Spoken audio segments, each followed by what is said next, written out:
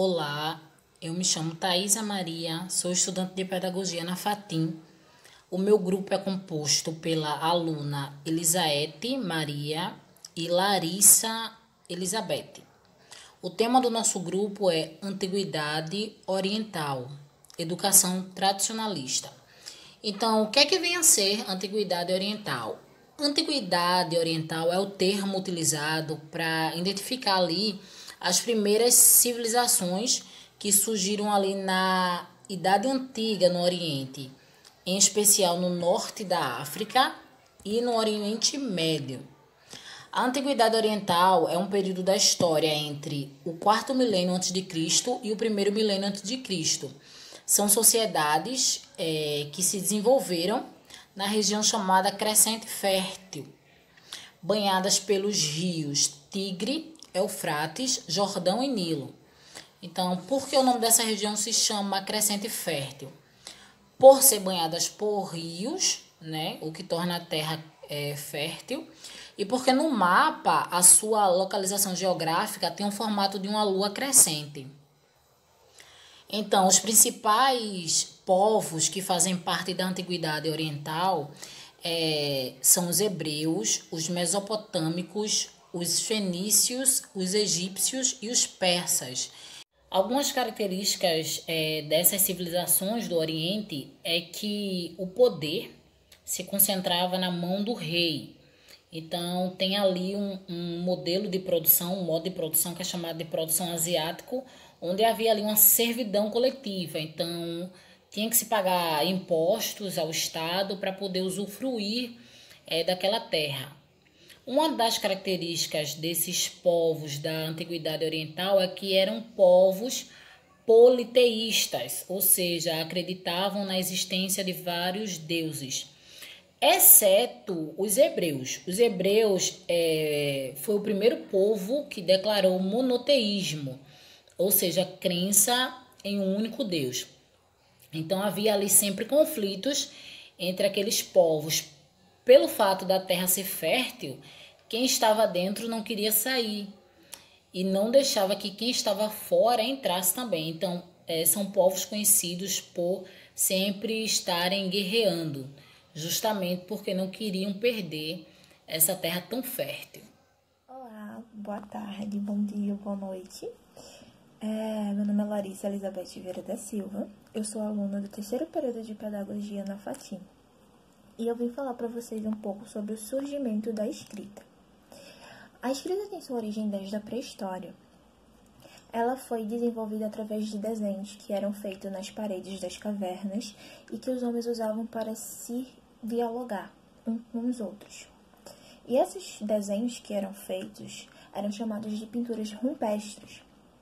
Segundo alguns historiadores, a escrita teve o seu desenvolvimento e o seu aprimoramento em tempos e em civilizações diferentes. Ou seja, na escrita houve períodos, houve cidades diferentes. O aprimoramento dela foi feito a partir de civilizações distintas. E dentre essas civilizações nós podemos citar a China, o Egito, a Mesopotâmia e a América Central, que foram uma das principais. Agora eu vou falar um pouco para vocês sobre o tipo de escrita que nós tínhamos e que hoje temos. Antigamente nós tínhamos a pictografia, que era a escrita através de figuras. E tínhamos a ideografia, que era feita a partir de objetos e coisas cotidianas que eles viam. Ou seja, digamos, um tucano e um hieróglifo era a letra A. Então, era uma coisa bem aleatória. Então, a gente pode ver esse sistema de ideografia nos hieróglifos egípcios, nas pinturas cuneiformes da Mesopotâmia e também nos ideogramas chineses. E atualmente nós temos hoje um sistema de escrita fonética alfabética, ou seja, que cada letra possui o seu som específico. Tudo bem, meu nome é Elisaete, sou do terceiro período de Pedagogia. Eu irei falar sobre hoje a educação tradicionalista. Quando a sociedade ficou no poder, a divisão se instalou. Mulheres confinadas no lar ficou totalmente dependente dos homens. As classes sociais foram separadas por governantes, sacerdotes, mercadores, produtores e escravos. Quando criou-se a hierarquia de riqueza e poder, houve uma revolução na educação, que deixou de ser igualitária. Como assim? A educação deixou de ser igualitária e acessível para todos, porque as classes pobres não tinham direito às classes dominantes. Portanto, criou-se o dualismo. Dualismo é um ensino para o povo, outro para os filhos dos nobres e outro para os filhos dos altos funcionários. A grande maioria não tinha acesso, era excluída e tinha uma educação familiar informal.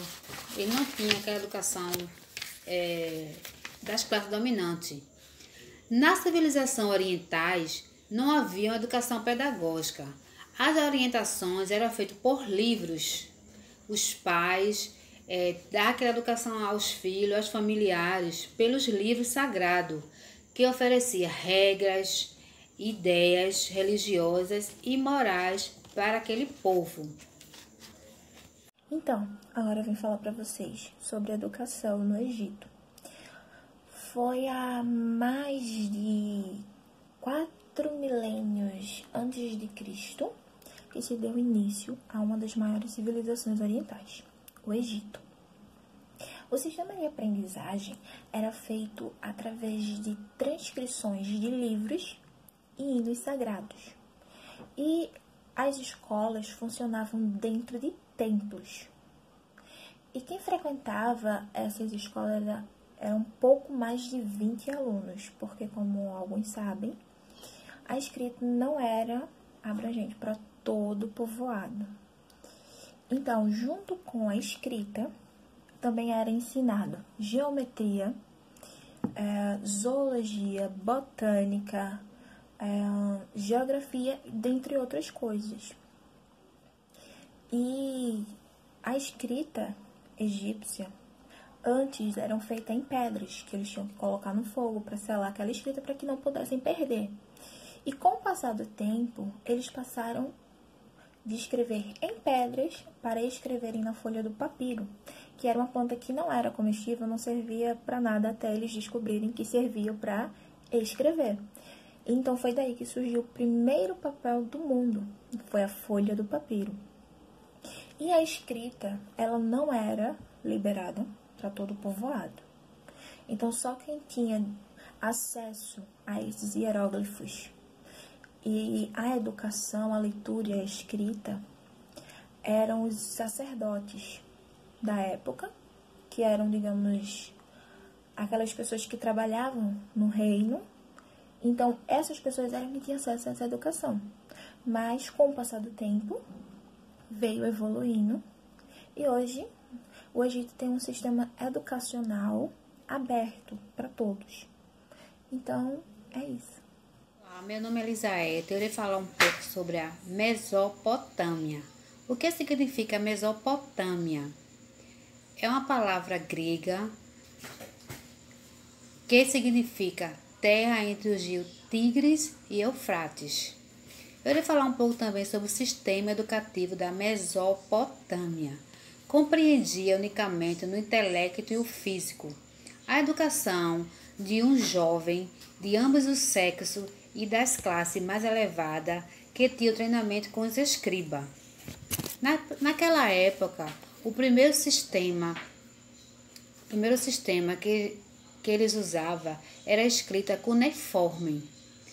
E esse sistema tinha uma caneta que tinha o formato de uma cunha ou um prego na ponta, para gravar nas placas todas as informações que os escribas passavam para os alunos.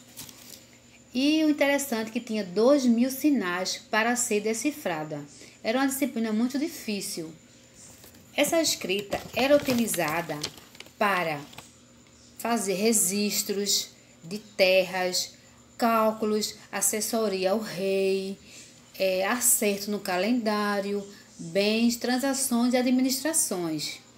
O triste era que os filhos dos camponeses, mercadores e artesãos não tinham direito a essa escrita. Só quem tinha direito a essa escrita era a classe mais elevada. A classe mais pobre tinha o direito de uma educação informal. Como a gente vê, né, agora mesmo no nosso tempo, a gente vê a diferença, né, dos estudos. E também irei falar um pouco também sobre a agricultura, que a agricultura era o ponto forte da Mesopotâmia, que sustentava aquele povo. E a agricultura ficava entre os rios Tigres e Eufrates. Ele se alimentava muito bem, baseada em cereais, arroz, vários tipos de queijos, lentilhas, carnes e peixe. O interessante é que os peixes e as carnes, eles eram conservados com óleo de oliva, para conservar aquele produto, para durar mais, né? E a sua crença, que era interessante, eles acreditavam em deuses, demônios, bruxarias, magias e gênios. E aqui termino a minha aula de hoje. Olá, eu vou falar um pouco sobre a educação dos hebreus. Bem, atualmente principalmente o pensamento ocidental, é que a Bíblia ela é um livro religioso. Porém, para a nação dos hebreus, os israelitas, a Bíblia ela vem ser o aparelho legislador da nação. Então, todo o processo educacional da população israelita, dos hebreus, estava ligado diretamente com a Bíblia, com a Torá. Então, ao contrário do pensamento moderno, a Bíblia ela expressa várias ciências, né, várias áreas científicas como a geografia, história, gastronomia, arquitetura, agronomia. Então, tudo isso está contido na Bíblia e servia como fonte ali de ensinamento. A responsabilidade de educar era totalmente da família. A família é que alfabetizava seus filhos, e também era a responsabilidade do pai passar a sua profissão. Era comum que os filhos seguissem a profissão do pai. Outro mecanismo de educação vigente seria os sábios. Então, era esse costume ficar ao redor deles, né, os jovens, os adultos, ficarem ao redor dos sábios, para ouvirem ali a sua ciência, para aprender com eles. Então, depois, né, um tempo posterior, depois dos cativeiros que os hebreus tiveram que enfrentar, surgiram então as sinagogas, né, onde também surgiram vários mestres, onde a pedagogia hebreia ela assim se ampliou devido às sinagogas. Então se reuniam ali grupos e mestres para darem aula, e ali sempre tinha os alunos que ficavam escutando. Era aquele método de aprendizado onde somente o mestre ele falava e eles tinham que ficar ali ouvindo. Então, a partir daí, surgiram aí as escolas e academias superiores. Então, onde houvesse uma sinagoga, havia uma escola capaz de acolher meninos. É muito importante ressaltar isso. A educação aqui só está se falando de meninos. As meninas, elas não tinham aí essa liberdade, não. Elas ficavam em casa, aprendendo com a mãe a ser esposa, a cozinhar. As sinagogas elas recebiam meninos de 5 a 13 anos, pois para os israelitas, um menino com 13 anos ele já é considerado um adulto, certo? Quando ele completava 13 anos, ele era direcionado às academias. E os fariseus, eles foram os precursores nesse método de educação para todos. Então, antes mesmo do cristianismo adotar esse ensino elementar gratuito, os fariseus eles já tinham abertos ali academias onde se era obrigatório o ensino para todos.